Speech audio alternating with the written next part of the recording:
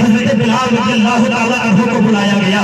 آقا کی بارگاہ میں بلال پہنچتے ہیں اور پہنچ کر کے سامنے ادب طے کرتے ہوئے عرض کرتے ہیں یا رسول اللہ فداک ابی و امی میرے ماں باپ آپ پر قربان ہو جائیں, آپ نے ہمیں کیوں بلایا ہے؟ میرے آقا ارشاد فرماتے ہیں اے بلال جب تک تم اذان نہیں دو گے تب تک صبح ہو نہیں سکتی ہے.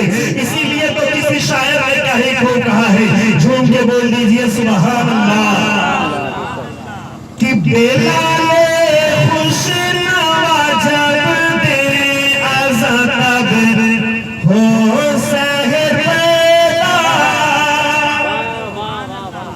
بلال خوش نوا جب دے اذان تب ہو سحر پیدا.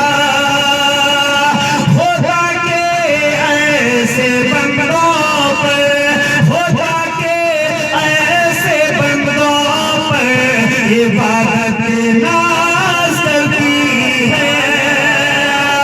ہوتا کہ ایسے بندوں پر عبادت ناز کرتی ہے. حضرت گرامی وقار میرے نبی کی بارگاہ میں حضرت بلال جب حاضر ہوئے تھے, آقا نے اذان دینے کے لیے کہا. حضرت بلال اذان دے رہے ہیں اور سب کے سب اپنی اپنی چارپائی کو چھوڑ کر کے مسجد نبوی میں تشریف لے جاتے ہیں. نماز فجر ہوتی ہے اور صبح ہو جایا کرتی ہے.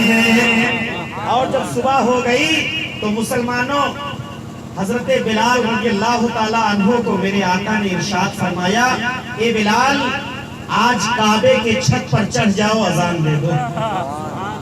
آج کعبے کے چھت پر چڑھ جاؤ اذان دے دو.